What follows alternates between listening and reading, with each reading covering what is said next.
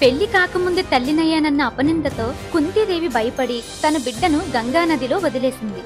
నది ప్రవాహంలో కొట్టుకుపోతున్న ఆ బాలుణ్ణి అతిరథుడు రాధ అనే దంపతులు చూసి చేరదీశారు. ఆ పిల్లవాడికి ఊహ తెలిసిన కాన్నుంచి ఎవరు ఏమడిగినా లేదనకుండా దానం చేసేవాడు. కొన్నేళ్ల తర్వాత కౌరవులకి పాండవులకి ద్రోణాచార్యుల వారు ధనుర్విద్యా పోటీలను నిర్వహించారు. ఆ పోటీలు చూడ్డానికి హస్తినాపురంలో ఉన్న జనమంతా వచ్చారు. అందరితో పాటు కర్ణుడు కూడా వచ్చాడు. అందరిలోనూ అర్జునుడు చూపించిన ధనుర్విద్యా కౌశల్యం అందరికీ బాగా నచ్చింది. ద్రోణాచార్యుల వారు తన ప్రియశిష్యునిగా అర్జునుని ప్రకటించి గుండెలకు హత్తుకున్నాడు.